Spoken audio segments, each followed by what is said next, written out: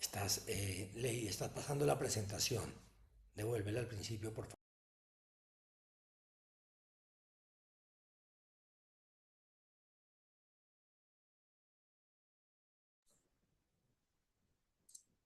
Muy buenos días, les damos una cordial bienvenida a nuestro conversatorio. Si su empresa está en crisis y es viable, permítanos ayudarle.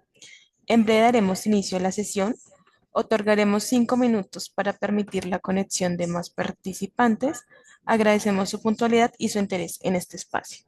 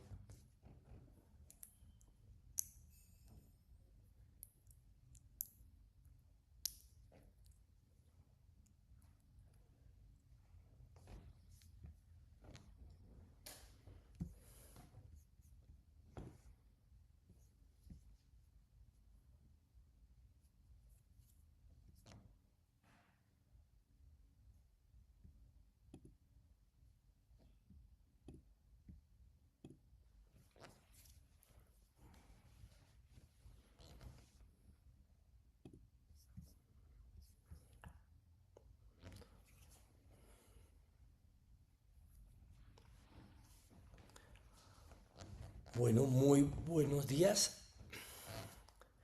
En primer lugar, muchas gracias por acompañarnos. Le presentamos excusas porque hace 8 días debimos cambiar la fecha por razones que aún, como es evidente, persisten o por lo menos nos dejan recuerdos de que era imposible haber conversado hace 8 días. A las casi 80 personas que se inscribieron y algunos de los cuales no pueden asistir hoy, además de agradecerles haberse inscrito, les reiteramos, como ya lo vamos a hacer, que recibirán tanto la charla de hoy como el material que esperamos les sea absolutamente útil evaluando si hay una crisis de sus compañías o de su gente cercana o de sus proveedores o sus clientes. Entonces, doctora Sandra, bienvenida. Si quiere, ahora su micrófono. Okay. Buenos Vamos a, días. vamos a hacer el conversatorio porque esta charla partió además de que había mucho empresario que tenía inquietudes sobre si entrar o no a una reorganización, o hacer un acuerdo privado, o irse a liquidación, o no hacer nada, o ir, todo lo que ustedes quieran que vamos a conversar. Entonces, por eso, con la doctora Sandra y el equipo de insolvencia de nuestra firma, empezamos a diseñar qué debería considerar un empresario. Entonces se nos ocurrió, para hilar este conversatorio, un caso hipotético. Imagínense, llega el lunes a las 7 de la mañana un empresario de 28 años, de empresa familiar, como es más del 80% de las compañías y las pymes, mucho más. Cubría nómina con el cupo del banco, o sea, apremiado. Dejó de pagar para fiscales. La semana pasada le embargaron las cuentas y además descubrió que su esposa firmaba como codeudora. Entonces, básicamente lo que queremos hoy contarles con la doctora Sandra es qué pudo haber hecho hace 6 meses y, ya estando hoy, qué podemos hacer. Adelante.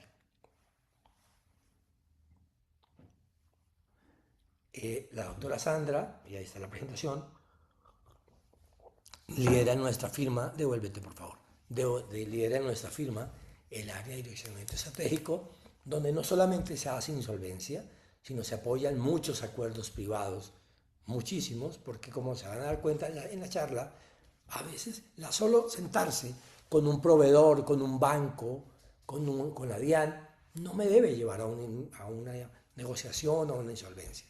Y ya como firma llevamos hace casi 30 años apoyando compañías y en esta área tuvimos que vivirla desde el año 2000, cuando venía toda la secuela del 98 que fue tan fuerte. Entonces seguimos acá apoyándolos y arranquemos. 4 preguntas que queremos contestar. Mi empresa está en crisis. ¿Cuáles son los indicadores? ¿Cómo sé realmente que es un tema puntual o es un tema estratégico o un tema de entorno? Una que la doctora Sandra nos va a plantear mucho y es, mucha gente aplaza el decidir. ¿Qué pierdo si no actúo? Y después, ¿qué opciones tengo y cómo sé cuál se acomoda? Y una llamada a la acción, como se dice ahora, en que queremos que podamos resumir el tema y se puedan llevar para sus organizaciones algunos comentarios que les pueden ser útiles. Adelante, por favor.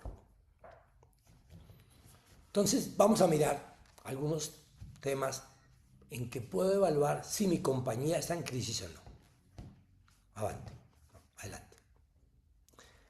Estos son algunos de los 10 más comunes. El típico cubrir nómina con el cupo del banco porque mi flujo de caja no me da. Cuando es de siempre, puede uno entenderlo, pero si se empezó a profundizar, estoy teniendo una señal bastante importante. El girar ahora cheques posfechados o sobregiros constantes me está indicando que el activo más importante para una compañía, que es la caja, está escaseando. Y eso me lo está diciendo el día a día de mi negocio. Otro frecuente, cuando me empiezo a financiar con los proveedores, los estratégicos, los que me mantienen mi compañía viva. Ese es un indicador. Ellos no dicen nada. Cuidado, algo está pasando que ellos también están viendo. Y esos proveedores que vamos a luego utilizar en la negociación también pueden resentirse porque se están financiando con ellos. Otro muy frecuente es el deterioro de los márgenes. ¿Qué significa? Para aguantar mi venta, y nos pasó con muchas compañías, sube el salario mínimo un 23.1 y mantuvieron el precio. Es que no puedo perder mercado. Y entonces, ¿con qué va a pagar el incremento del costo? Chupándose, como se dice coloquialmente, el margen. Es decir, estoy deteriorando mi compañía. Con el mismo nivel de ventas, con menos margen, estoy tratando de soportar una operación y un mercado turbulento. Otro, cuidado con esa baja rotación de cartera, porque alguien también se está financiando con nosotros y me está golpeando mi caja. O el mercado me está diciendo que me llené de inventarios, o sea, mi capital de trabajo está en una bodega, cuando debería estar girando, rotando en caja, en cuentas por cobrar. ¿Listo? Otra, cuando un cliente clave se va, algo está viendo el cliente en mis pedidos, en mi oportunidad, en mi servicio, y si no lo tomo como una señal de alerta, cuando pase, no me di cuenta y se me subió el agua y me inundó el barco. Una que dolorosamente la doctora Sandra nos va a contar ahora más adelante, que es la financiación más cara que puede uno tener, que es financiarse con la deuda de la DIAN y con los parafiscales sumados adicionalmente, que en la DIAN hay algunos como el IVA que tengo y la retención en la fuente, que tiene un componente donde no es mío, yo soy recaudador de dineros públicos y eventualmente salen acciones penales por peculado. Otro, falta de planeación estratégica. ¿Qué significa? Cuando yo vaya a decir y me voy a sentar con alguien a decir apóyeme, la pregunta es obvia. ¿Qué va a ser de distinto? Es decir, ¿para dónde va su negocio? Eso indica la planeación. Y a veces el día a día nos consume tanto que no somos capaces de responder qué voy a hacer distinto y para dónde voy. Y el acreedor, el proveedor dice, wow, aquí no hay sino angustia y me están pidiendo es tiempo. pero no hay un plan de negocio en el cual confíe. Más adelante veremos cómo esta planeación, ese negocio con cifras, esa persona que tanto preocupa a los empresarios en época de dificultades, que son los bancos, van a ser nuestro mejor aliado. Porque si yo convenzo al banco de que mi compañía es viable y de que las cifras son viables, aquí vamos a poder demostrar que la planeación lleva a los acreedores a apoyarme. Una muy frecuente, el mal clima laboral. Si la gente de mi equipo se empieza a ir o empiezan los conflictos, algo está pasando en la organización. Cuando se es miembro de junta directiva como nosotros estamos, lo que más preguntamos es la rotación, porque me está indicando que el ambiente está turbio y algo está viendo los que están al frente del negocio en el día a día. Y finalmente algo que es muy peligroso, y es empezar a hacer acuerdos que no voy a cumplir. No te preocupes que te pago en 2 semanas. Ojo, la compañía tiene un activo sobre el cual vamos a girar, que es la confianza. Y la confianza no se puede deteriorar con promesas que no se cumplan, porque eso se vuelve un boomerang y se vuelve una bola de nieve. De estos 10, y habrá otros que saldrán acá, por favor piénsenlo. Si hay más de 3, es tiempo de que empecemos a hablar. Adelante.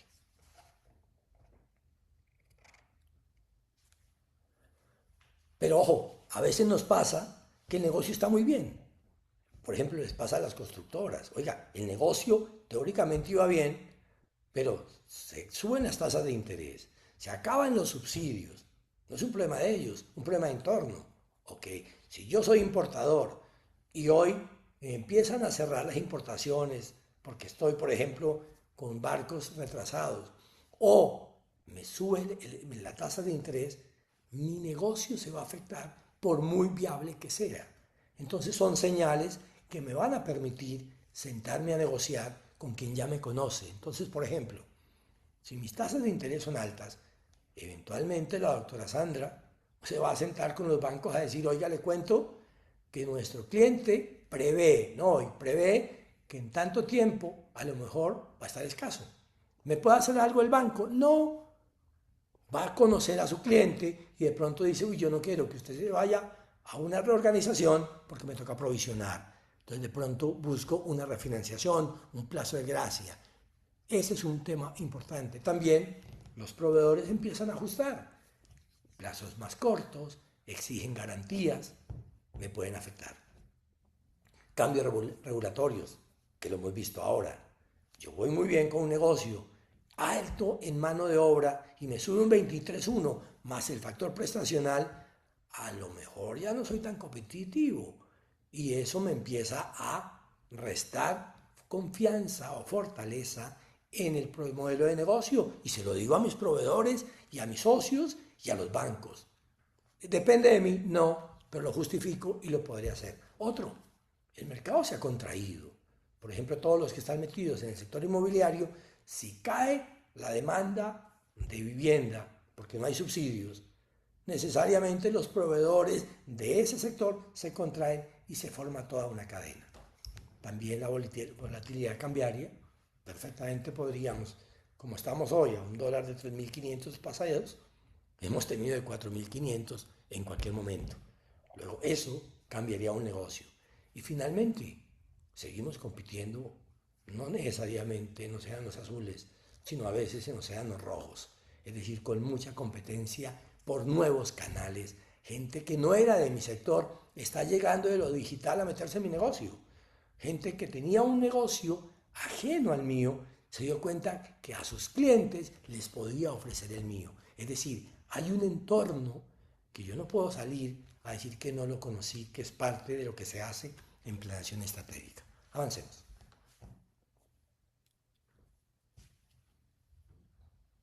Por eso queremos plantearles 3 semáforos que como firma miramos siempre, que son preguntas ácidas, decimos nosotros. La pregunta, oiga, ¿qué le pasa a usted si mañana dejara de facturar? ¿En cuántos días no puede pagar la nómina? Oiga, eso no pasa, no pasa. ¿Se acuerdan después de las Torres Gemelas que la aviación en tierra se quebraba en pocos días. Y todo el mundo, ¿cómo se van a quebrar? Pues porque necesitan de un flujo constante. Entonces, esta es una prueba ácida para una compañía. ¿Cuánto puedo vivir si la venta fuera cero? Que son de los indicadores que uno mira también, porque aquí estoy pagando pasivos corrientes con mis activos corrientes. Pero uno legal, cuando las reclamaciones, los procesos, los abogados llegando, empiezan a subir, ojo, algo está pasando. Ese es un indicador grande, un semáforo. Y una importante, ¿cuántas obligaciones firmé yo como codeudor, o mis cónyuges, o mis socios? ¿Por qué? Como lo vamos a ver más adelante. Porque en una crisis, a lo mejor si tengo tan buenos garantes, no me van a apoyar como compañía y van a perseguir a los garantes o van a buscar la liquidación. Es decir, hay muchos escenarios y estos tres semáforos nos permiten decir, hay que tener unas señales de alerta y no es una excusa para no actuar. Adelante.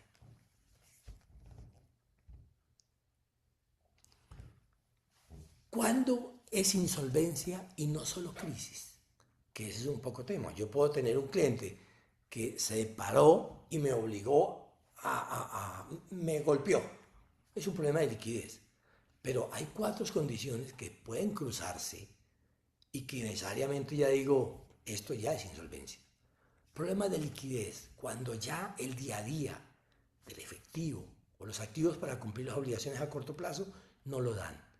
La típica frase que las compañías no se crean por cualquier cosa distinta a la caja. Tenemos clientes muy solventes, pero con poca liquidez, porque están o llenos de inventario o llenos de bienes, pero no tienen con qué pagar el día a día y necesariamente se paralizan. Otro, a veces yo tengo un negocio que no tengo el capital porque ya me lo comí, o los activos no me cubren la obligación. Y los bancos y la superintendencia empiezan a mirar cuáles son los indicadores de solvencia. Y me dicen, oiga, sus activos no cubren su pasivo. Estoy cometiendo un riesgo muy grande y me pueden restringir créditos o obligarme a garantías o obligarme a que mis codeudores o mis socios o el mismo gerente termine avalando las obligaciones de la compañía. Otra, que lo decíamos ahora, que es la imposibilidad de cumplir. Y es, si yo no puedo pagar con impuestos, con salarios, con obligaciones financieras, con el día a día del negocio, esto no es una crisis solamente. Ya me está golpeando al tema de viabilidad del modelo que tengo y el escenario de continuidad. Y finalmente, decía alguna vez un cliente, yo pierdo vendiendo unidades, pero lo que terminé haciendo fue vendiendo volúmenes y perdía mucho más, porque en el próximo año me irá bien. Ojo, cuidado, si tengo pérdidas acumuladas, pérdidas continuas, esto no es una crisis, es una insolvencia, porque significa que su modelo de negocio no estás generando para mantenerse en equilibrio, para poder proyectarse y para un concepto de negocio en marcha que es el que hoy evalúan las compañías. Por eso la ley colombiana realmente, y aquí queremos hacer una primera cuña con la doctora Sandra, porque estamos un poco incómodos en cómo se trata de estigmatizar la insolvencia. ¿Cómo así que cuando los bancos tienen crisis salimos todos a apoyarlos y pagamos? Pero si son los empresarios los que están en crisis, no, es que son unos defraudadores. Aguanten. Ojo, las normas de crisis, las normas de insolvencia, las normas de quiebra, no es para defraudar a nadie. Es para asegurar que las compañías viables preserven capital, empleo y riqueza social. Entonces, ese es un tema que desde ahora les decimos, acudir a esto no es estar contra la ley, es aprovechar que la ley quiere proteger mi empresa, porque aprendimos en las crisis que las empresas no son solo de los dueños, son de una sociedad que se beneficia del empleo y del valor agregado que genera. Adelante. Entonces, doctora Sandra, con esta introducción a media voz que me tocó hoy, ¿por qué no nos cuenta su experiencia? Porque a veces les llega empresas y familias empresarias donde se han tomado muchísimo tiempo para actuar. Cuéntenos, bienvenida. Bueno, muchísimas gracias, doctor Suárez. A todos, muchas gracias por este espacio. La verdad, para mí es todo un placer estar acá y poder hablar de un tema que nos encanta aquí en la firma. Bueno, hasta ahora hemos hablado de crisis. Digamos que, como bien lo dijo el doctor Suárez, hay unos síntomas de crisis, no son todos, pero siempre nos damos como algo de cuenta cuando estamos empezando a entrar en crisis o cuando ya esta crisis, como bien lo dijo el doctor Suárez, ya no es una crisis, sino se convierte en insolvencia, ¿no? Entonces, problemas de liquidez, imposibilidad de cumplir con las obligaciones del día a día, no puedo pagar la nómina, cojo los dineros que iban con destino a la DIAN y pago la cuota del banco, pago la nómina. Entonces todos estos síntomas, digamos, eh, son los que nos llevan a darnos cuenta si realmente ya no es solo una crisis, sino si estamos realmente en insolvencia. El problema real es qué debo hacer, ¿no? ¿Qué pierdo si no actúo? ¿Sí? Que eso es algo muy importante. Siguiente, por favor.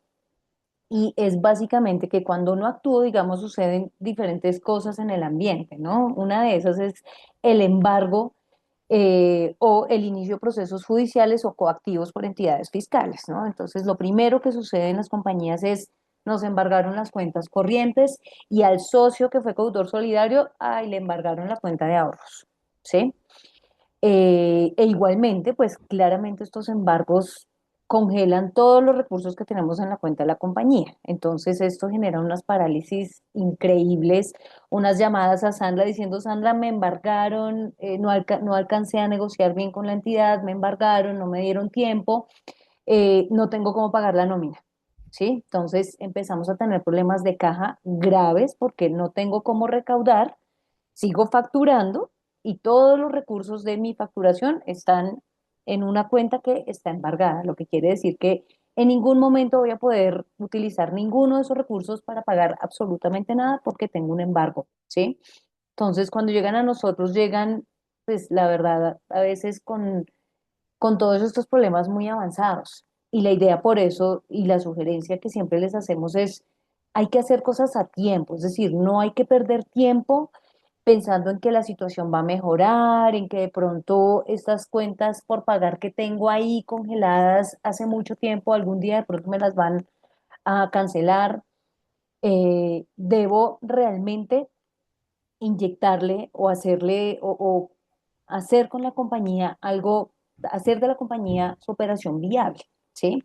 Entonces, para esto hay que actuar, hay que evitar estos embargos y estos embargos no solo recaen sobre cuentas, ¿no? Sino que hay que tener en cuenta que estos embargos recaen sobre todo el patrimonio de la empresa y sobre todo el patrimonio que tiene el deudor solidario. Entonces, por ejemplo, cuando hemos dado garantías mobiliarias, acá ya no solo estamos hablando del embargo de una cuenta de ahorros o una cuenta corriente, sino que estamos hablando también de un embargo de un vehículo, del embargo de la maquinaria de la compañía que coloqué con garantía mobiliaria, con la gravedad de que una garantía mobiliaria es muchísimo más ágil que una demanda ejecutiva o un proceso coactivo, lo que quiere decir que dependiendo de la clase de garantía que suscribí, pues eventualmente me pueden venir y llevarse el activo esencial de la compañía que puede ser la maquinaria.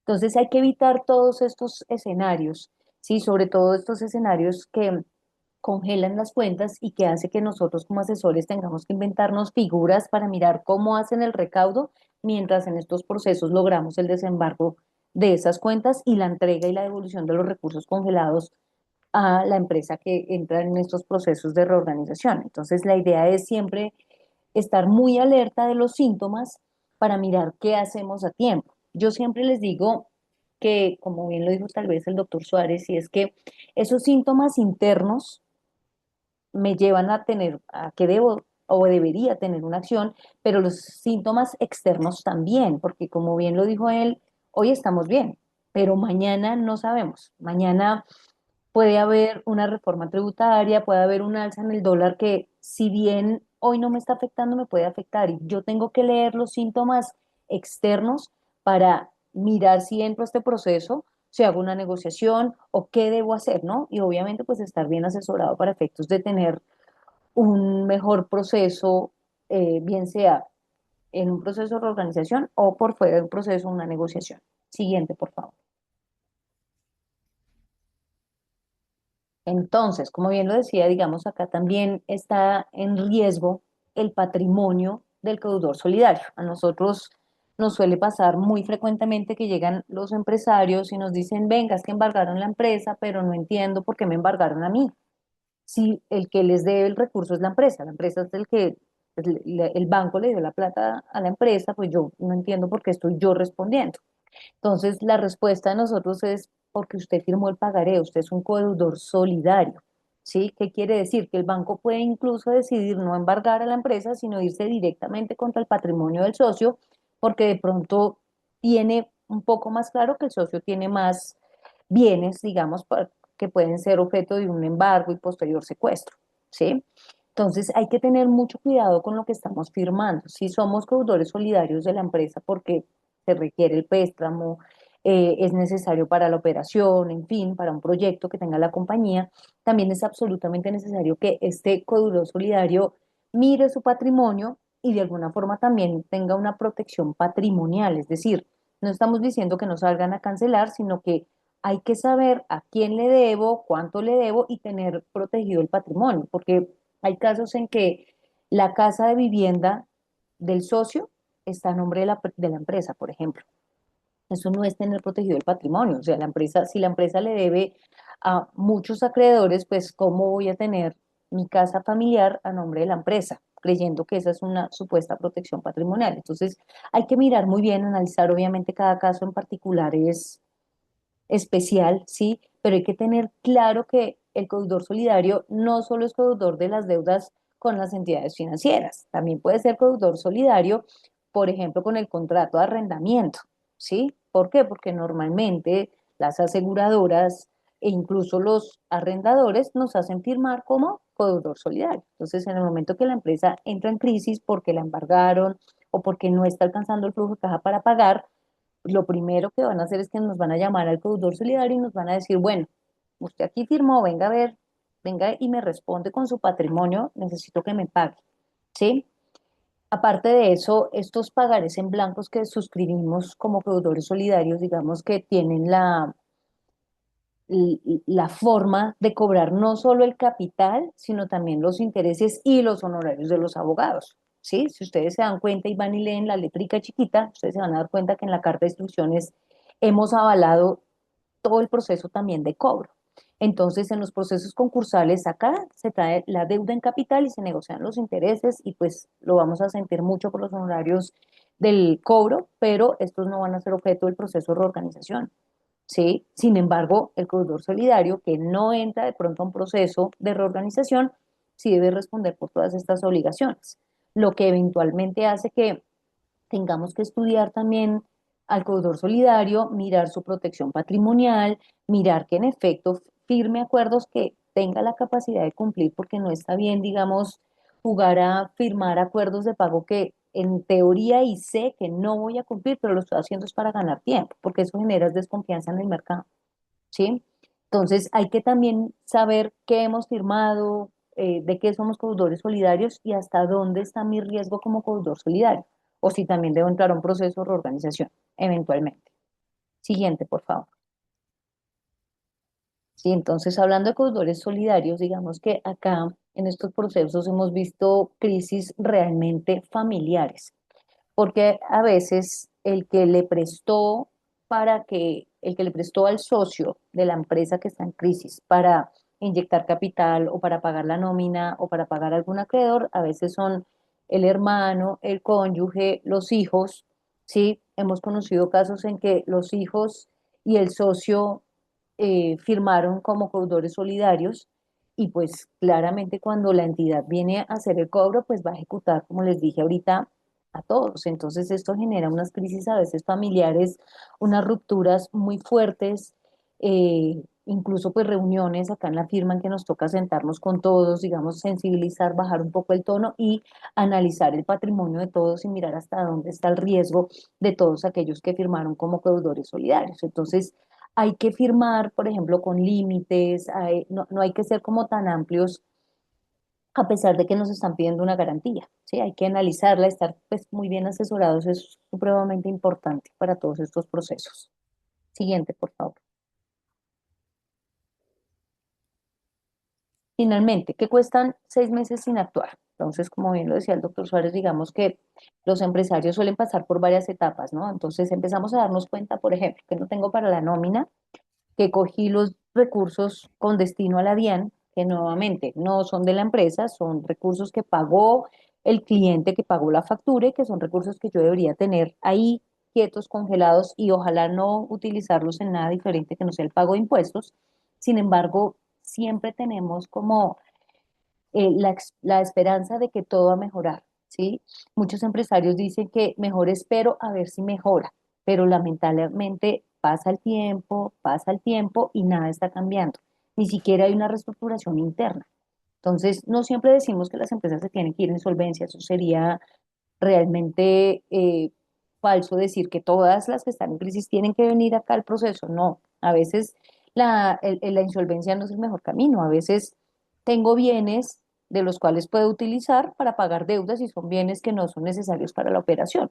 Y eso me ayudaría a alivianar mucho la caja. Entonces, hay que mirar todos los escenarios, pero cuando realmente ya estoy en insolvencia, ya no solo es una crisis, sino como lo dijimos ahorita, ya estoy en insolvencia, pues hay que mirar, digamos, cuáles son los efectos de quedarme quieto, ¿sí? Y uno de esos efectos es, por ejemplo, cuando tengo deudas con algunas entidades, entonces tengo intereses moratorios sobre saldos vencidos, ¿sí?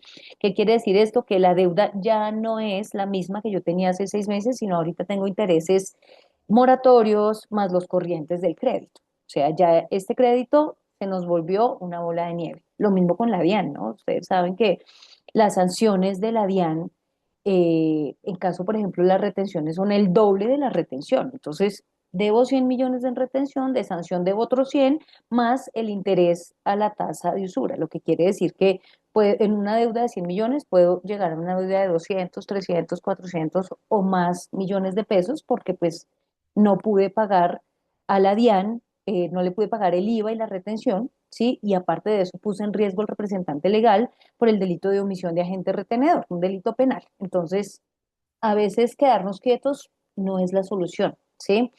E igualmente, pues reportes en centrales de riesgo, apenas tanto los acreedores como entidades financieras ven que no estamos cumpliendo, enseguida sale el reporte y eso hace que pues yo no pueda acceder a créditos. Entonces, una crisis o una insolvencia que tenía más o menos controlada se vuelve una bola de nieve porque ya se vuelve incontrolable, ya empiezan a llegarme demandas ejecutivas, coactivos, embargos, paralizo la caja y yo siempre les he dicho no hay que llegar a eso, realmente apenas nos damos cuenta de la crisis, yo puedo venir a este proceso y mirar las opciones, si entro o no al proceso, si nos sentamos a negociar o cuál es la mejor alternativa para evitar, digamos, todas estas causales y todos estos perjuicios para la empresa y para los deudores solidarios, claramente. Siguiente, por favor.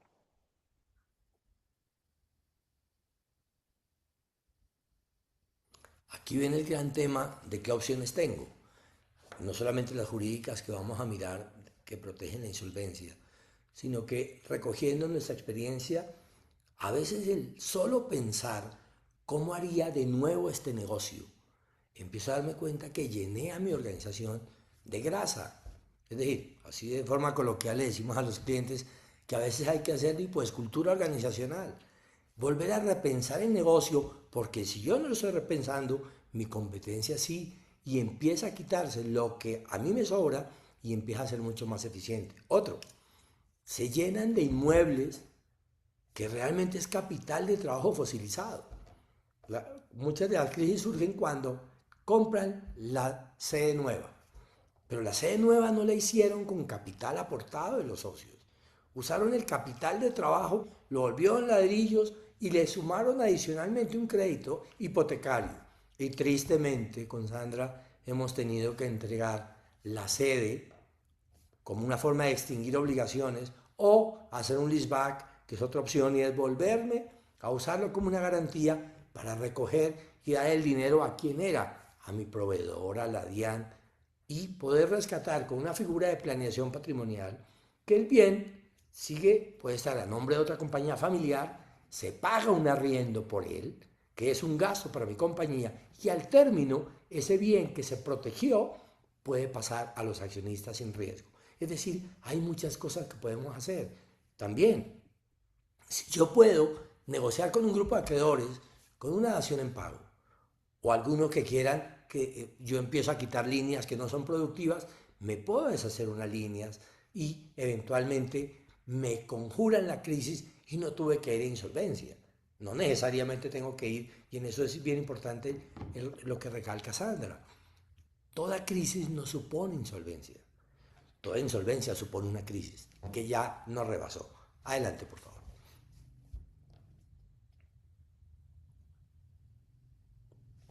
Entonces, aquí nos cuentan cada rato cuando un empresario se sienta, o la familia, porque parte de lo que hacemos es, en empresa de familia, buscamos que la familia esté consolidada, porque la crisis puede distanciar a las familias, más cuando están comprometidos como garantes. Entonces hay que alinearlos en que en una dificultad nos unimos la familia empresaria como manada de búfalos atacados por un león. Es el símil que le hacemos.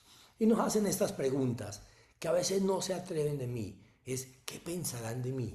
Y empiezan, wow, van a decir que estoy quebrado porque voy a hacer una insolvencia o me voy a acercar con un banco. ¿Qué les respondemos? Ojo, miren cuántos constructores, Avianca lo estuvo, hizo acuerdo. Son normas que las leyes lo permiten. Lo grave sería que por la pena deje liquidar una compañía viable, comprometa mi patrimonio y el de mi familia y pierda tantos empleos. Otro, los bancos no me vuelven a prestar. Y aquí Sandra siempre resalta un tema que me encanta y es el empresario teme al banco y resulta que puede ser su mejor aliado. El banco no me puede hacer nada si yo digo que en 6 meses voy a tener dificultades. Tengo mis cupos renovados, le estoy cumpliendo, pero sí me puede decir, ojo, yo no quiero que en 6 meses un buen cliente como usted me vaya a afectar. Y de pronto se hace una refinanciación, un reperfilamiento, como lo dicen de forma eufemística. Pero también en una compañía viable, y nos ha pasado, que casi siempre los bancos nos apoyan. ¿Cuándo? Cuando le demostramos que la compañía es viable, que las cifras son alcanzables, que los socios entienden que esto es un tema de gobierno corporativo y han adoptado las mejores prácticas, es decir, que somos una compañía confiable. Y los bancos suelen apoyarnos, no solamente en la votación, sino generando nuevos créditos para reactivar con unas garantías que surgen y favoreciéndose de dar nuevos créditos. Ojo, el banco, por el contrario, nos va a agradecer que le contemos con tiempo que su cliente, al que trabaja tanto y con quien hay tanta relación, está en dificultades. Quedo en centrales de riesgo, si no la manejo bien, por supuesto, y me tocará luego palabrear para salir de ahí y con un INRI bastante desagradable, por supuesto. Por eso es tan importante, si no hago nada, para allá voy. Si hago algo, yo puedo decir, la verdad sí estoy en central de riesgo, como cuando alguien lo reporta por un teléfono celular, que alguien no se pagó a tiempo.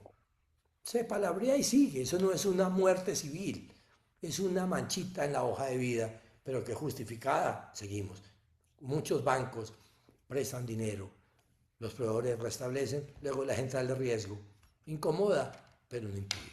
Otro, ¿cómo cambia la relación con los clientes? Cuando en el área de insolvencia empezamos a mirar con qué votos contamos para un acuerdo, empezamos a mirar que los proveedores nos van a apoyar para que nosotros conservemos la llegada a los clientes porque ellos se benefician. Y los clientes en crisis suelen ser muy solidarios. Y me pueden apoyar con lo que estoy haciendo, sabiendo que estoy poniendo la cara en una dificultad. ¿Pueden terminar los contratos vigentes? No. Las cláusulas donde se menciona que por causa de la insolvencia se termina el contrato, son ilegales y se pueden atacar así hubiesen estado escritas.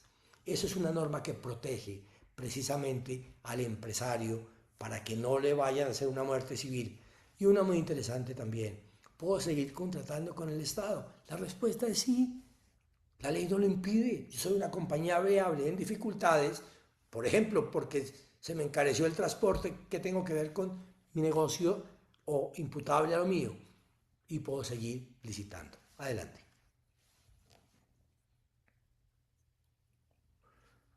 Y aquí viene uno de los temas que nos preocupan en reacciones emocionales. La primera es la negación. Aplazo y aplazo porque aquí no está pasando nada. Yo vendo un poquito más.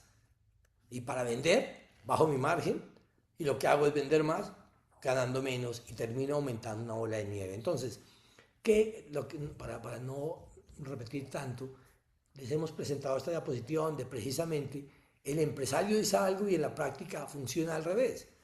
Oiga, toda la vida pensando que yo podía resolverlo con ventas, sí, en un escenario donde el margen se mantuviera, pero si lo hago contra mi propio margen, me arrastro a los proveedores, me arrastro a la DIAN y arrastro mi patrimonio familiar.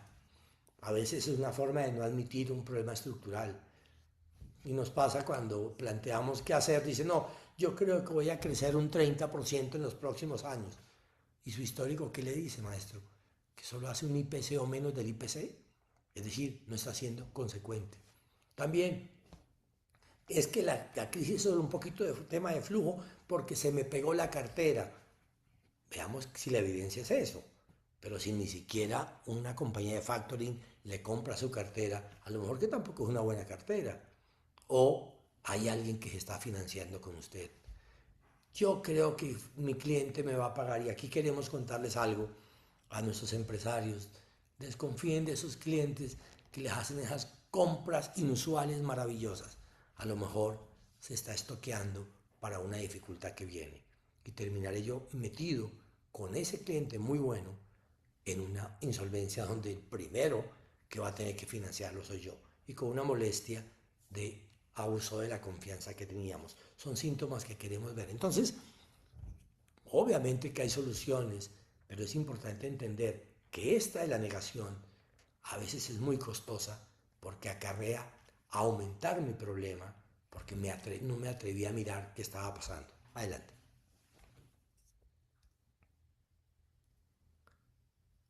Y hay una que no es poco frecuente. Más que la negación, huyo. ¿Qué quiere decir? Yo empiezo de cero. Ya, que se quiebre esto, que se liquide. Pilas, eso no es tan fácil. Primero porque hay unos terceros que pueden perseguirme. Pueden decir que hubo defraudación. Otros van a decir, oiga, usted no hizo el mejor esfuerzo. Nos llamó y arrancó de cero y no le pasó nada. Solo perdimos nosotros.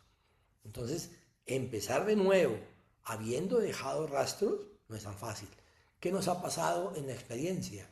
Terminar un negocio y empezar de nuevo con el apoyo de los acreedores, sí nos ha pasado. ¿Saben qué? Continúe. Nosotros le votamos el acuerdo, hacemos condonación, pero sigue vendiendo. En esto es bien importante, empresarios, que miren a sus aliados.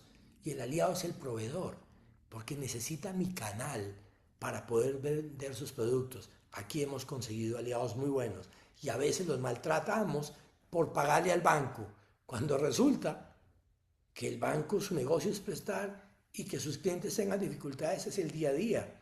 Y dejar de haberle pagado a mi proveedor estratégico me obliga a ir a otros que me encarecen y a haber perdido un aliado que me genere sostenibilidad. Yo empiezo de cero con un nombre solo. Nada está oculto bajo el sol. Y lo que no puedo llevarme, porque estoy jugando contra un prestigio que cultivé durante muchos años, es decir, fulano de tal se quebró para adentro, como dicen por ahí, y arrancó de cero, esa estigma no lo hace. El único activo que nos jugamos en una crisis se llama confianza.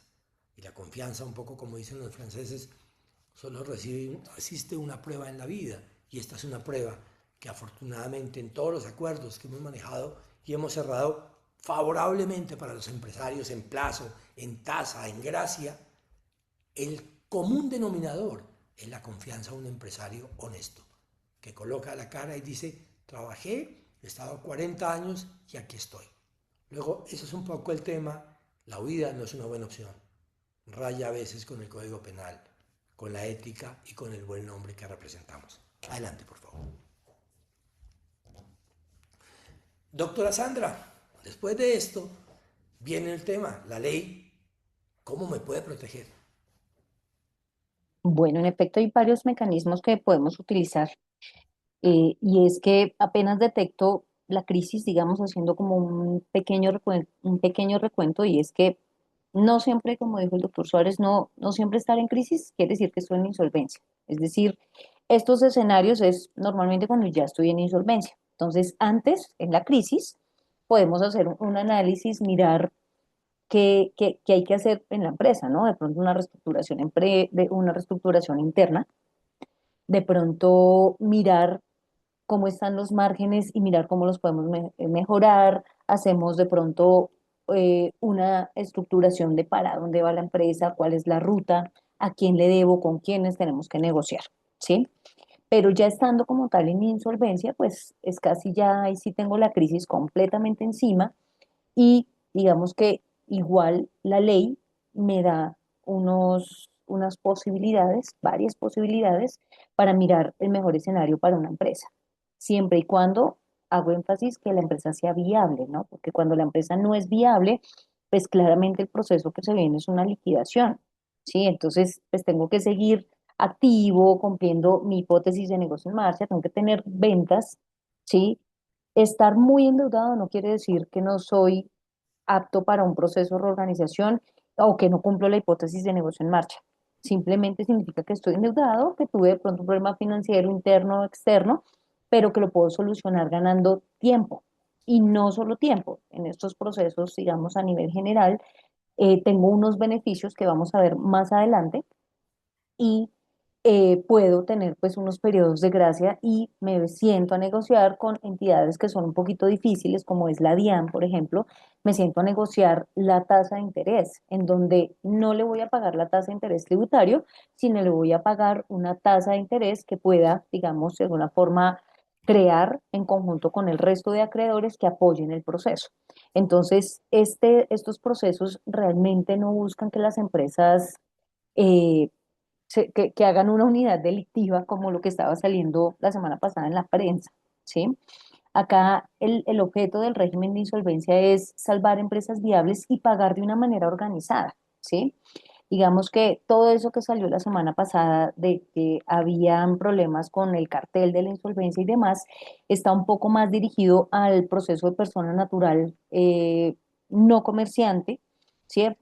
En donde básicamente o lamentablemente algunos asesores pues creaban deudas ficticias para obtener las votaciones de ley y lograr unos acuerdos a un largo plazo o a un plazo determinado, ¿sí? Sin embargo, pues claramente nosotros nunca vamos a sugerir ese escenario, uno, porque es un delito penal y siempre que nos hagan sugerencias como, venga, inventes esta deuda, ya sabemos que algo no está bien, entonces ahí nos abstenemos y cambiamos de asesor porque algo no está bien, digamos, en este camino. Las cosas hay que hacerlas transparentes, hay procesos de reorganización supremamente viables, hay procesos de reorganización que han sido muy exitosos y han iniciado y se han terminado.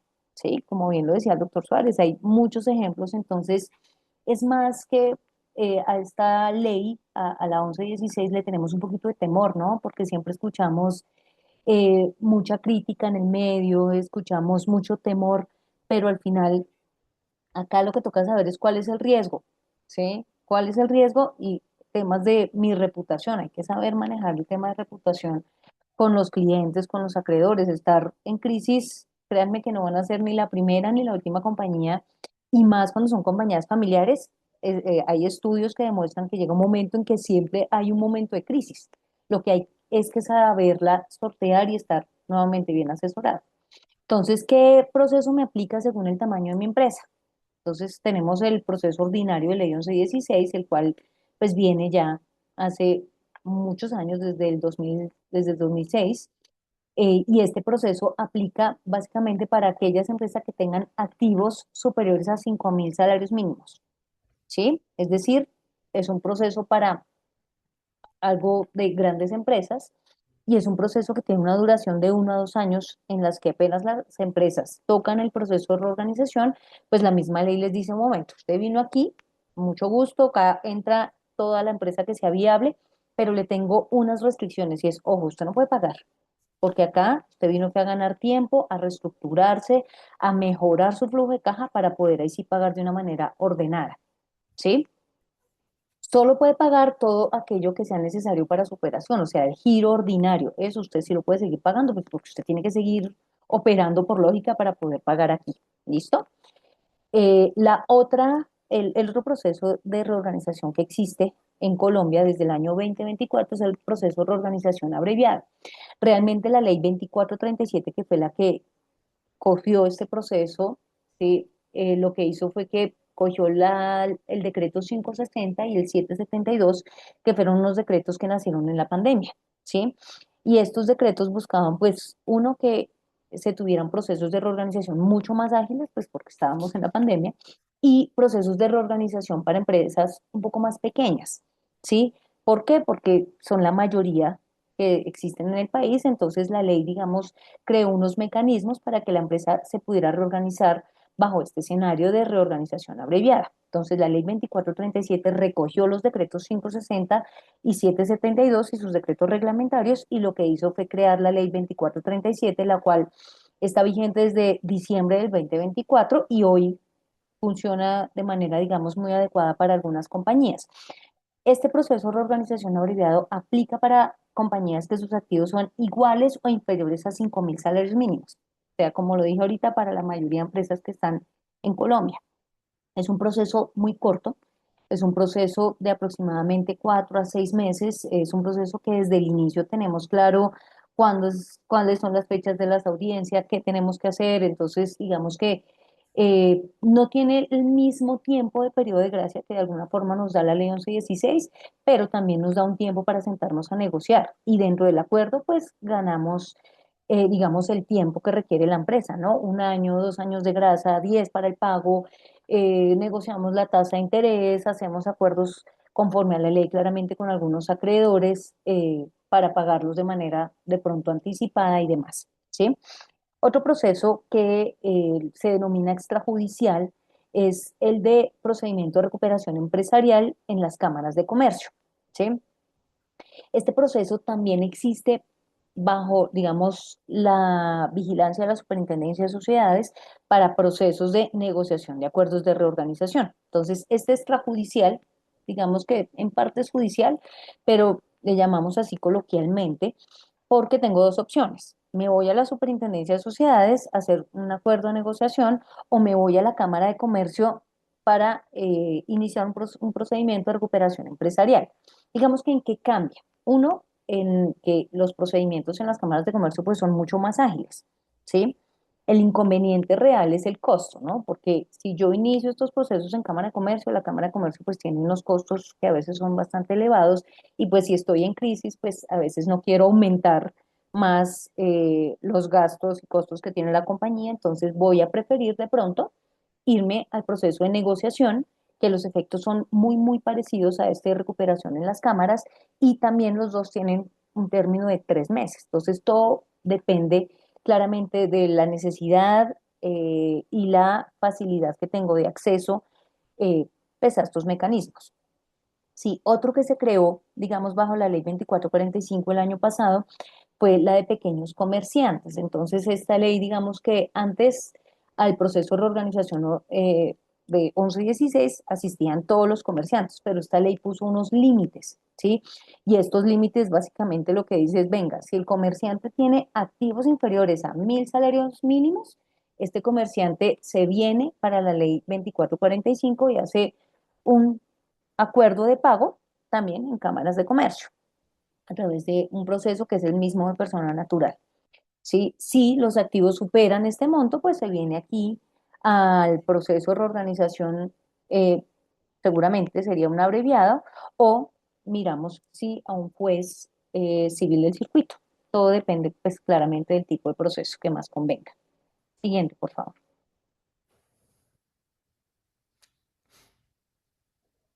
Que Entonces, esta es una presentación un poco más ampliada para los empresarios que desarrolla cada una de estas cuatro alternativas. Si quieres, las pasamos un poco más brevemente, pero que ya vean que está el material ahí. sí, en efecto, digamos que simplemente digamos que voy a nombrar de manera muy rápida qué beneficios tenemos y la diferencia principal, acuérdense que es el tiempo, ¿no? O sea, una cosa es la reorganización ordinaria, ley 1116, y otra es ley 2437, reorganización abreviada. Acá es el tiempo del proceso, digamos, uno de sus cambios fundamentales, el proceso el tiempo que tengo para negociar, ¿sí? Siempre les digo que acá puede venir a este proceso no solo los empresarios, sino también pueden venir los avalistas o codeudores solidarios de la empresa, siempre y cuando, digamos, tengan un poder decisorio que exige la ley para estar en estos procesos de reorganización. De lo contrario, pues nos veremos en la obligación de iniciar bajo la ley 2445 un proceso de negociación de acuerdos, un proceso bueno, puede ser de negociación de acuerdo ante la Cámara de Comercio o un proceso normal para persona natural, no comerciante, ¿sí? Este proceso es universal, es decir, en este proceso concurren todos los acreedores y concurren también todos los activos del deudor. Por ende, aquí están, yo siempre les digo que están como en el seguro de parqués, ¿no? Porque aquí viene el empresario, apenas hace la solicitud al proceso, enseguida empiezan a hacer, digamos, una protección que le trae la ley para que no lo embarguen y para que tengan tiempo para hacer la negociación de sus deudas. Depende del tipo del proceso, pues van a levantar medidas cautelares, pero si es un ordinario o un abreviado, digamos, se levantan las medidas cautelares, diferente a ese otro que les comenté de negociación, de acuerdo, o el que se tramita en las cámaras de comercio, en donde se suspenden sí los procesos, pero no me levantan las medidas cautelares hasta que yo firme acuerdo. Sí, entonces esas son como unas de las diferencias, ¿no? Acá protegemos el activo, que es la compañía, y solo protegemos a la empresa.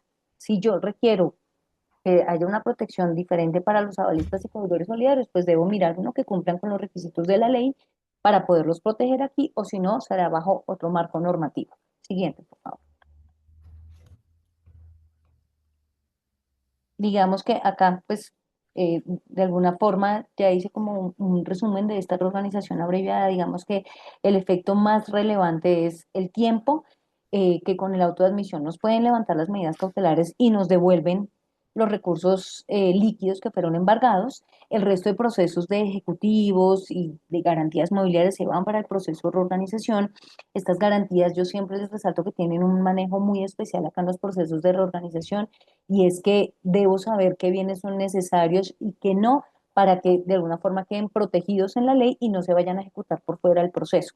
Entonces, todo esto obviamente depende del tipo de empresa, del tipo de garantías, y a cada una pues se le hace, digamos, un estudio y se revisa cuáles son los efectos que puede tener y a cuál le es aplicable. Siguiente, por favor.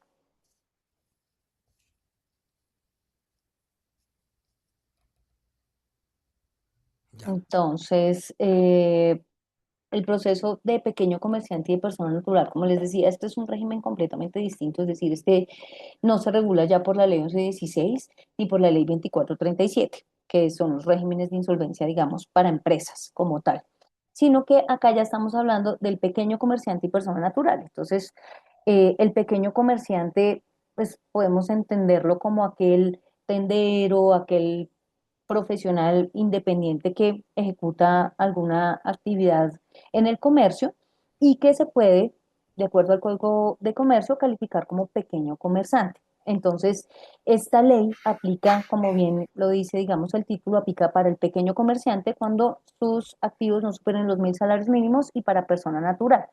Sí, acá están excluidos los controlantes de sociedades, es decir, el codeudor solidario, que como yo les decía, que tiene una participación decisoria en la empresa, es el controlante. Entonces, este controlante sí se puede ir al proceso de ley 2437 o de 1116, ¿sí? De manera coordinada con la empresa cuando vemos que está en riesgo también su patrimonio y que no tiene flujo de caja para poder hacer un acuerdo directo con las entidades, lo que lo lleva pues a verse obligado a estar en estos procesos, ¿sí? Esto es un proceso casi conciliatorio, ¿no? Esto se lleva normalmente ante centros de conciliación que están autorizados por la ley. El proceso de negociación es corto, es de 60 días, prorrogable entre 30 y 90 días, dependiendo de cómo va avanzando la negociación. Acá también se presentan todos los acreedores, todos los activos, y acá lo que hacemos es buscar un acuerdo, pues en efecto, con todos los acreedores de este pequeño comerciante o de esta persona natural. Este proceso no requiere abogado, tampoco la ley 1116. Sin embargo, pese a que la ley 1116, por ejemplo, no requiere abogado, es un proceso muy litigioso. Por ende, al final siempre eso resulta lleno de nosotros los abogados, expertos en estos procedimientos. En este pequeño comerciante, pues es el proceso que ustedes vieron ahorita en redes, pues digamos, todo el cartel de la insolvencia. Nuevamente, pues la idea no es no pagar. Yo siempre les aconsejo que hay que pagar, hay que ser honestos y debemos cumplir con las obligaciones. Digamos que eso no solo nos deja una buena imagen, sino que nos evita procesos penales tanto a los asesores que nos dan estos malos consejos como a nosotros que nos inventamos obligaciones o sacamos activos, ¿no? Porque a veces también acá el problema es que sacan los activos, ¿sí? Le pasan la casa, no sé, a nombre de la esposa, creyendo que eso no tiene como nadie darse cuenta y el problema es que, pues sí, sí tienen cómo darse cuenta. Todo tiene rastreo, yo siempre digo eso, todo tiene, digamos, una trazabilidad documental que se puede probar. Entonces hay que tener mucho cuidado en hacer esa clase de transacciones siempre que no sean reales. ¿Ok? Siguiente, por favor. Entonces, como lo hablábamos ahorita, ¿cuándo no entrar en reorganización? ¿Sí? No debo entrar en reorganización, pues uno, cuando soy viable operativamente y lo que de pronto tengo es un problema de liquidez temporal, entonces de pronto es posible sentarnos con los socios, mirar, analizar si es necesario entrar o no a estos procesos de reorganización, mirar si tenemos bienes de pronto para pagar deudas, si podemos sentarnos a negociar con las entidades y si ese es el mejor camino, ¿no? Entonces, no siempre todo debe ser reorganización, a veces hay que sentarnos, ponernos la mano en el corazón y mirar si somos viables, si tenemos simplemente un problema pequeño que podemos solucionar con algunas estrategias de tipo legal y transaccional, o pues mirar si la empresa no es viable, ¿no? Porque a veces nos negamos a cerrar la compañía también, porque eso también pasa mucho y es que están buscando un proceso de reorganización, pero cuando revisamos decimos, pero es que la empresa no es viable, ¿sí? Entonces, esto nos puede llevar a unos escenarios de liquidación voluntaria, en donde la compañía sí tiene el control de la liquidación, pero hay una responsabilidad en el representante legal, que normalmente es el liquidador de la misma empresa, en donde debe hacer bien el procedimiento y debe utilizar los bienes y los activos que tenga la empresa con fines de pago. No puede utilizarlos para cosas diferentes. Sí, lamentablemente uno acá en estos medios a veces escucha pues un mal manejo de estas liquidaciones que también trae problemas civiles y penales a este liquidador. Sí, e igualmente también dependerá si le debo o no a la DIAN. Yo siempre les digo esto porque la DIAN tiene llamémosle un inconveniente, y es que la DIAN no les deja cerrar las empresas no les deja cerrar el RUT a las empresas que están en liquidación voluntaria, básicamente hasta que no le paguen todo lo que les adeudan. Y esto incluye sanciones, intereses a la tasa tributaria y el capital. Entonces, a veces de pronto el camino no sea la liquidación voluntaria, de pronto es la liquidación judicial, en donde un juez de la República coge los bienes a través de un liquidador de la lista de auxiliares de la justicia y, digamos, puede hacer el cierre de la liquidación por ser una autoridad judicial. ¿Sí? Hay muchas opciones, es decir, no solo, como les dije ahorita, hay posibilidades de reestructurar la empresa de manera societaria, mirar si de pronto es una decisión, una fusión, una transformación lo que necesitamos, un cambio de la operación, reestructurar el tema de personal, proteger el patrimonio de los empresarios, no solo de la empresa. Hay muchas salidas, pero hay que analizarlas, digamos, muy juiciosamente para no cometer errores en este análisis. Siguiente, por favor.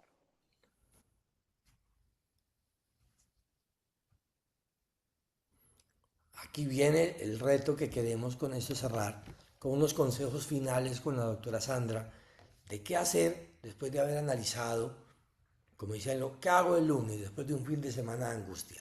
Entonces aquí queremos mirar algunos escenarios. Adelante, por favor.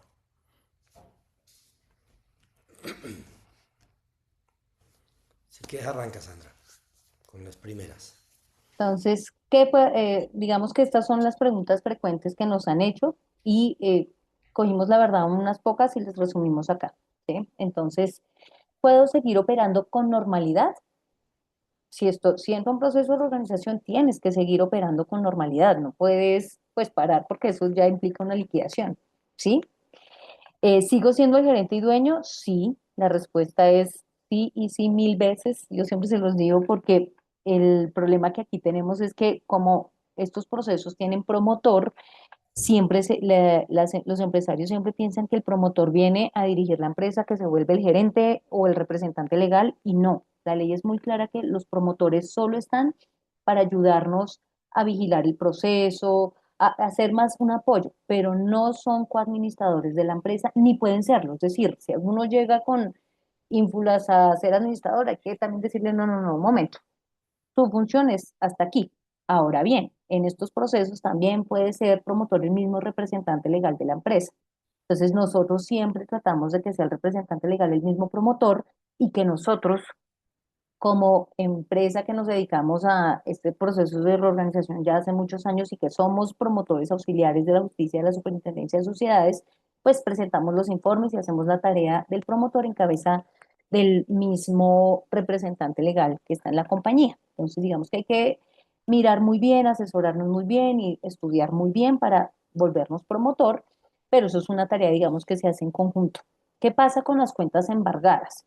Entonces, si entro a proceso de negociación de acuerdo o a los de Cámara de Comercio, las cuentas van a seguir embargadas por el término de 3 meses hasta que me confirmen acuerdo de reorganización y los procesos de ejecución o coactivos van a quedar suspendidos. Pero si entro a un proceso de reorganización abreviado o un ordinario ley 1116, definitivamente el mismo auto de admisión me levanta las medidas cautelares sobre bienes distintos a los bienes de registro, es decir, por ejemplo, dineros embargados o cuentas. Entonces me levantan esas medidas cautelares y le puedo solicitar al juez que por favor me devuelva los recursos para la operación, los recursos que me embargaron, ¿sí?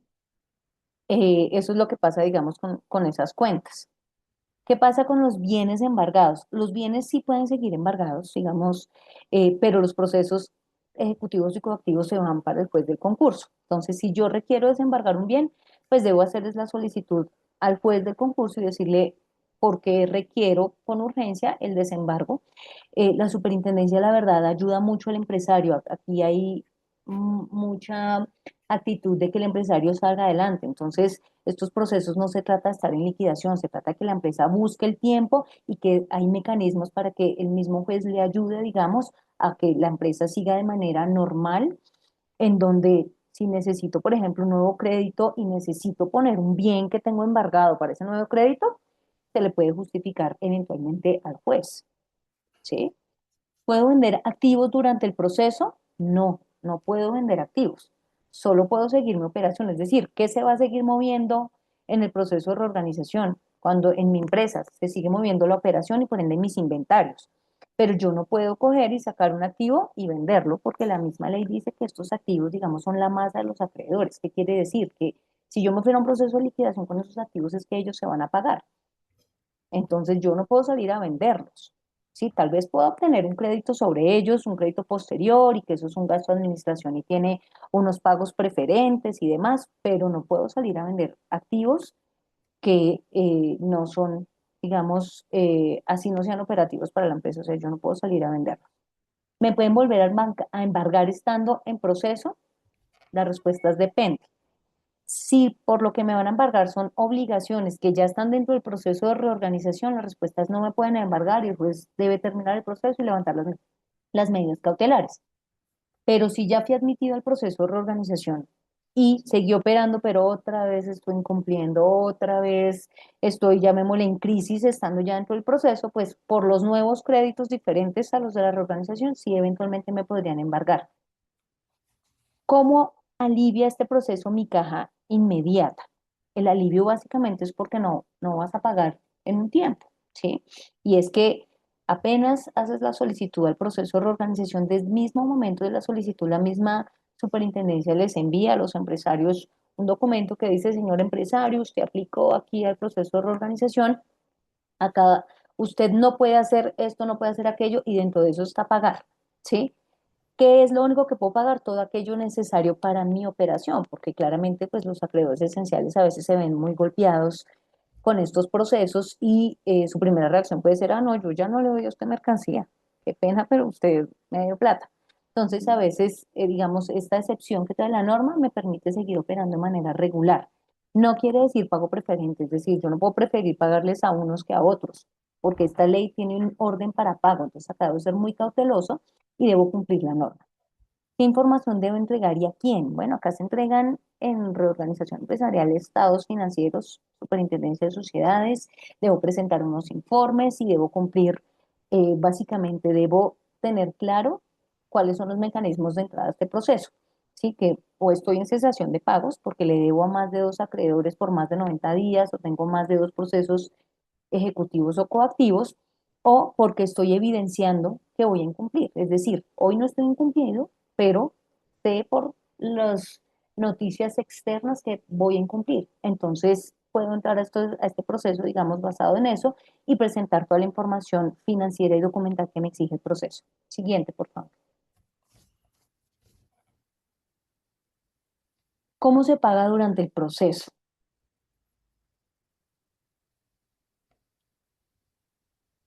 La anterior, por favor.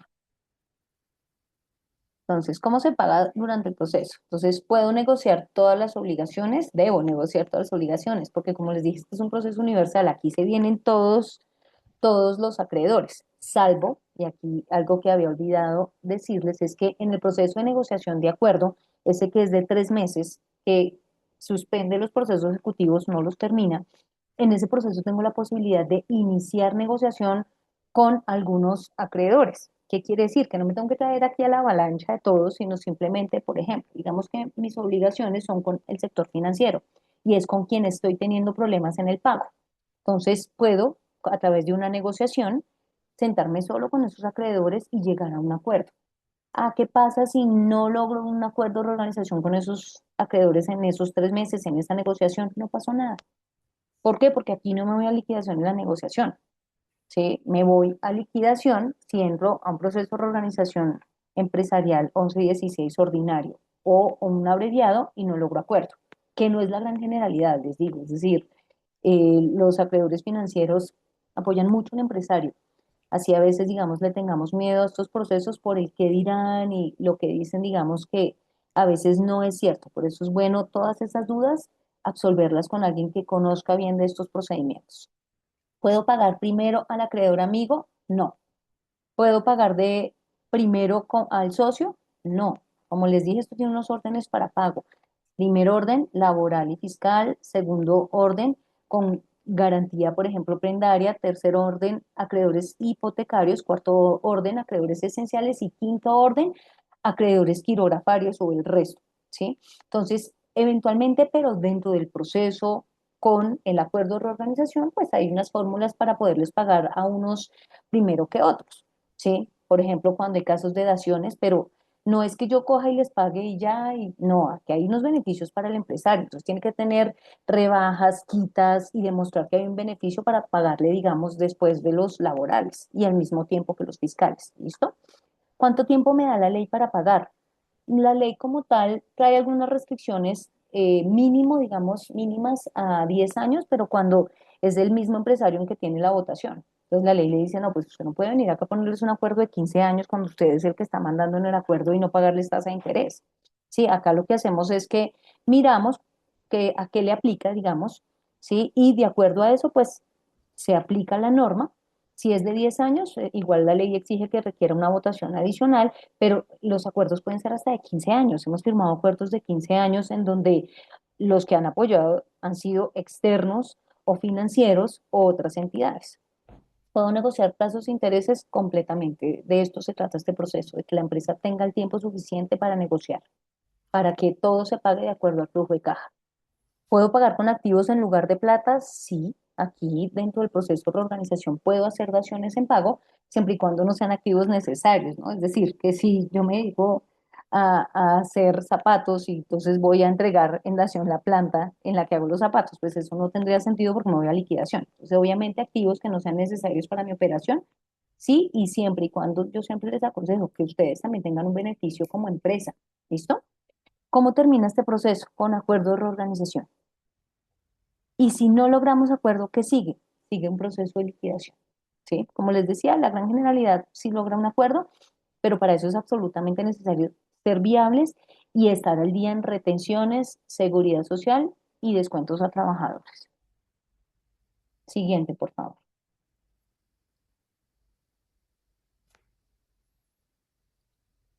Entonces, ¿Cuál es la trampa de negociar uno a uno? ¿Sí? Entonces, digamos, el, le pago primero al banco para mantener el cupo. Entonces, ¿por qué le llamamos la trampa de negociar uno a uno? Porque a veces es más efectivo negociar en masa para lograr un acuerdo que cuando yo me siento antes de estar en un proceso de reorganización a negociar, por ejemplo, le debo a bancos, a la DIAN, a acreedores, o sea, tengo todo una masa de acreedores a los que le debo, pero me siento primero a darle beneficios al banco, al acreedor estratégico porque tengo miedo de perderlo, o a la DIAN para que el representante legal no le inicie en el proceso de omisión de agente retenedor, pero el problema que estoy teniendo es que realmente estoy endeudando un poco más a la empresa, porque fuera de estos procesos difícilmente se van a negociar tasas de interés, periodos de gracia, y si arreglo con uno, dejo al resto sin arreglo, lo que quiere decir que no estoy solucionando el problema a raíz, ¿sí? Entonces acá lo que toca coger es, bueno, saber a quién le debo, con quién me tengo que sentar, cuál es la realidad de la empresa y si me tengo que llevar a todos a un proceso o puedo negociar ahí sí con dos o tres acreedores que son los del problema y evitar así también un proceso de reorganización. Entonces, acá en los procesos, cuando estamos ya dentro del proceso de reorganización, acá también este proceso es de mayorías. ¿Qué quiere decir? Que acá yo logro el proceso de reorganización con el 50 más uno más otras condiciones de ley. Entonces, acá lo que hacemos es que por ley le publicamos a todos los acreedores el acuerdo de reorganización y la propuesta de pago.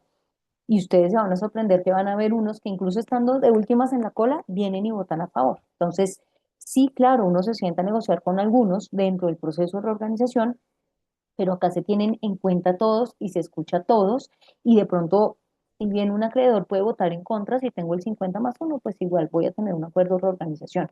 Entonces, acá se paga, como bien lo dije, por órdenes.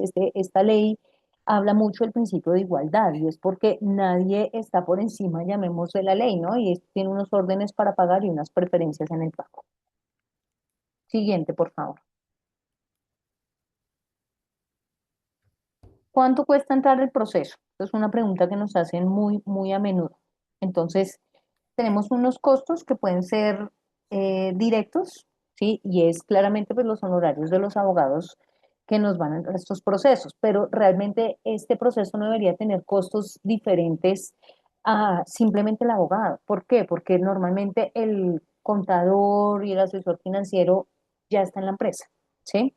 O tienen revisores fiscales. Entonces, con estos contadores y revisores fiscales podemos hacer el proceso y nosotros lo que ayudamos es a que la fórmula, digamos, de pago se alinee con los estados financieros, porque acá también hay unas fórmulas que la verdad se presentan como sin mucho estudio y la idea es ser muy juiciosos en eso. ¿Qué otro costo puede tener? El costo del promotor. Como les decía, esto es un costo que puede ser muy, muy alto dependiendo del tamaño de la empresa, por lo que es necesario tratar de ahorrarnos este costo, mirar que los asesores nos, digamos, nos preparen bien para presentar al representante legal como promotor y pueda pasar, digamos, las entrevistas que hace la superintendencia para dejar al representante como promotor y ayudarnos con ahorrarnos ese valor. ¿Sí?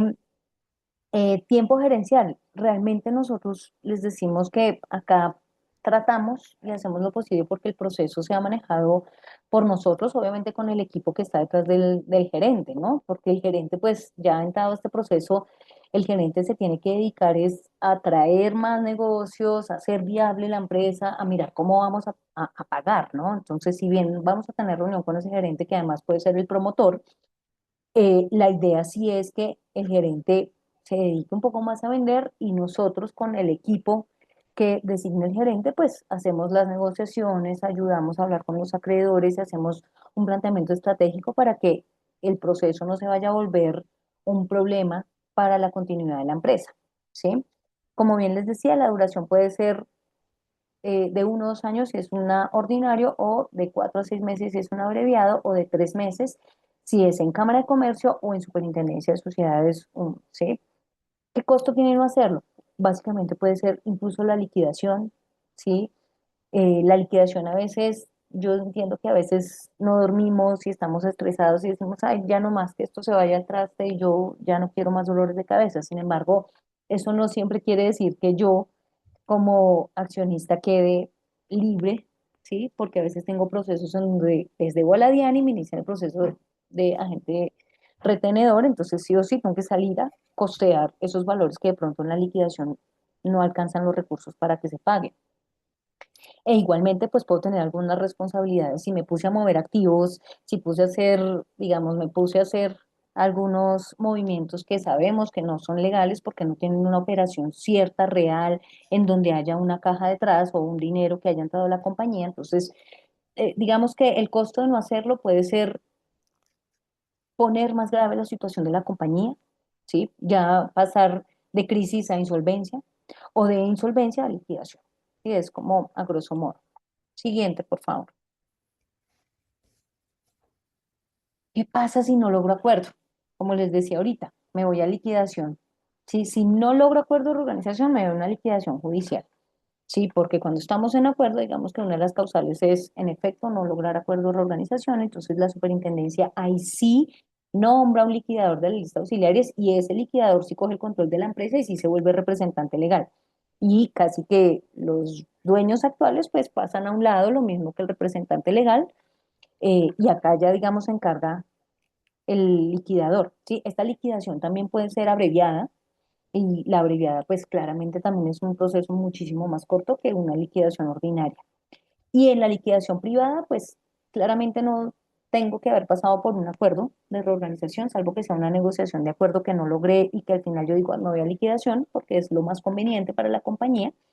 Entonces acá la misma empresa decide que se va a liquidar de manera privada, hace igual un proyecto para pagar de manera ordenada con los activos que se tienen, y esto pues digamos también tiene una regulación específica diferente a la ley 1116, sino aquí hablamos es del Código de Comercio y la fórmula de pago, digamos, de acuerdo al Código Civil, ¿no? En los órdenes de ley. No le puedo, como siempre, pagar primero al accionista antes que a un acreedor laboral, porque pues el liquidador se va a ver en grandes, grandes problemas de tipo legal.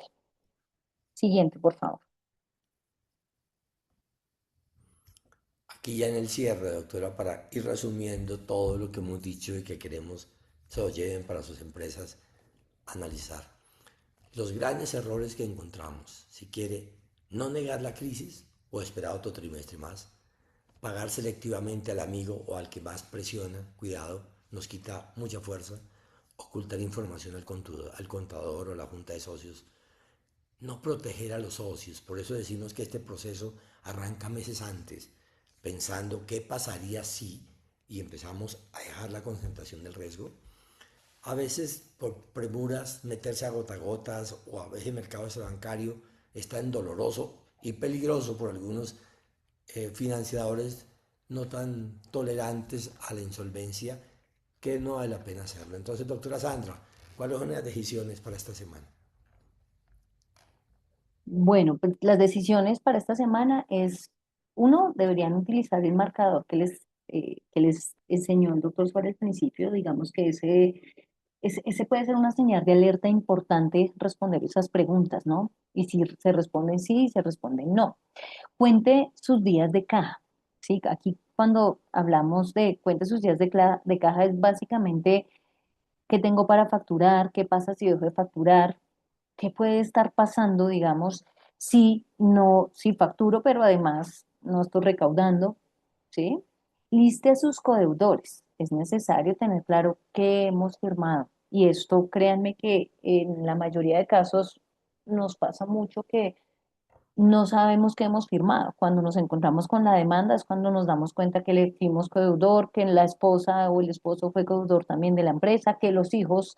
Entonces hay que tener mucho cuidado con quiénes son los codeudores y tener claro que el codeudor responde igual que el deudor al que se le otorgó el crédito y que la entidad puede decidir incluso no iniciarle el proceso de cobro a quien le otorgó el crédito, pero sí a los codeudores solidarios.